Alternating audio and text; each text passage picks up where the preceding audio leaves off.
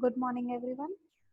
So, in our today's lecture of performance management system, we will be talking about effective performance appraisal or the criteria or characteristics of effective performance appraisal. Because in last lecture, we have seen that there are certain challenges when it comes to performance management system. So, if an organization want to remove such obstacles in the performance management system, they need to certainly apply certain characteristics so that the performance appraisal and performance management program can be implemented in the organization effectively. So effective performance appraisal is the process of reviewing the individual's performance and the progress in a job, and evaluating his potential also. It is a systematic method of obtaining, analyzing, and recording the information about a person doing a specific job rather than assessing the job itself, and in case of job analysis. So performance appraisal is the assessment of real and relative worth of employees in a systematic and subjective way. So if we talk about characteristics of effective performance appraisal system, there are certainly some characteristics of effective performance appraisal system. So we will discuss one by one. First is a the system must be bias free. So the evaluator must be objective, and there need not to be any kind of biasness during the performance appraisal system. And the method of appraisal must be fair and equitable. The atmosphere must also be so that there need to be a confidence and trust building environment. uh, Next characteristics is performance appraisal must be relevant. So it should not only measure the behavior that are relevant to the successful job performance, and not any other personal traits which is not bothering the job at large or the environment of the organization. Next characteristics is it should be acceptable at all, is to all. So the performance standard as well as the appraisal method should be developed in such a manner by joint participation of management and the employees, and all employees must be taken into the confidence that they are relying upon that particular criteria. Next characteristics is it should be reliable, dependable, stable, and consistent. So high reliability is one of the essential for correct decision making and validation. It should be sufficiently based on scientific uh, process rather than the individual intuition of HR department or the HR executives who is going to take the performance review of individual employees.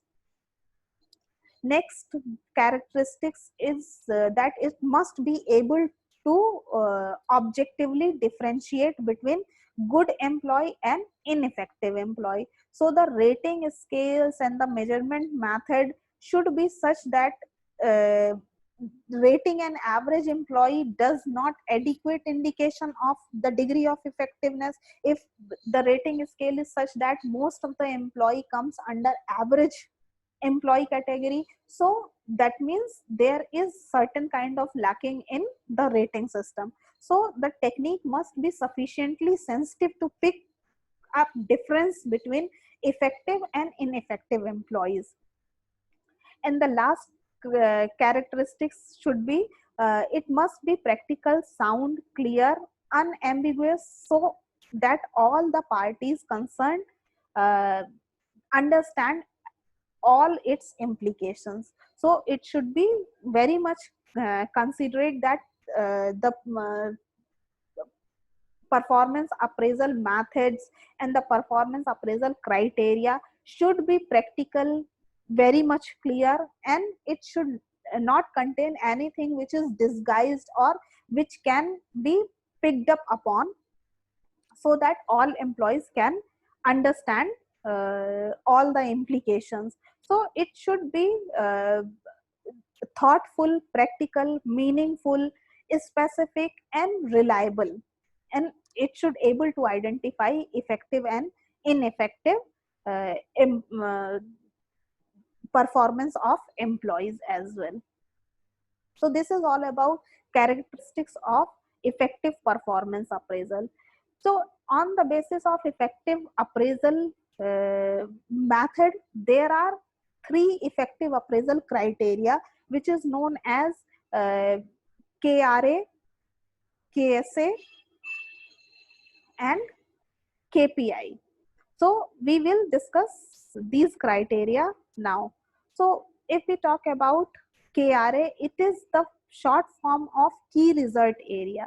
So the key result area or KRA refers to the general matrix or the parameters which the organization has fixed for a specific role or specific job.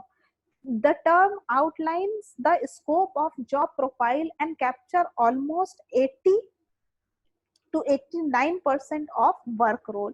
So on the basis of job designing and job description, the key result area are prepared, and on the basis of key result area, an employee can be evaluated during performance appraisal. So key result area is broadly defined as job profile for an employee, and which enables the management to evaluate the performance in a better and clarified role.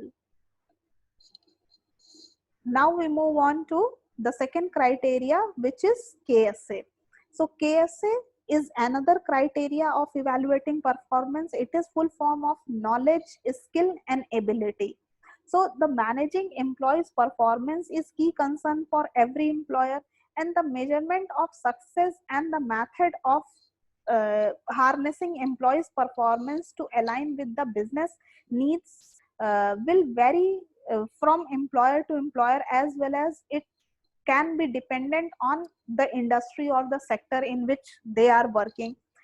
So in certain cases, the KSA is more important or relevant as compared to KRA. So the KSA need to be mindful, and the provisions need to be based on the models provided by Ministry of Labor and Social Welfare. So on the basis of KSA, the individual's ability to perform work and their level of proficiency need to be assessed. The employees conduct and cooperation with the colleagues, is behavior with the colleagues and customers and manager is taken into consideration. Individuals punctuality is also taken into consideration. So it is more on behavioral side rather than the roles and responsibility given in the job description. And the third criteria is key KPI, which is full short form of key performance indicator.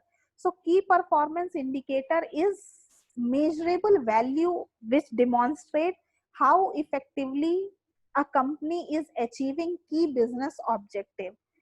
Organization use key performance indicator at multiple level to evaluate their success at reaching targets. So high level KPI may focus on overall performance of the enterprise, while low level KPI may focus on the progress of employees in the department, such as sales, marketing, call centers, where targets are given. So what makes KPI effective? Now that we know that KPI stands for key performance indicator, and it is only as valuable as the actions are, where actions are required in the organization. So in terms of developing an strategy for formulating KPI, your team should start with the basics and understand what organizational objectives are, and how you plan to achieve them. They and who can act as on the basis of these information. So this is all about KPI. So in this lecture, we have discussed about the characteristics of effective appraisal system and three criteria of effective appraisals. So that is it for the day. Thank you so much.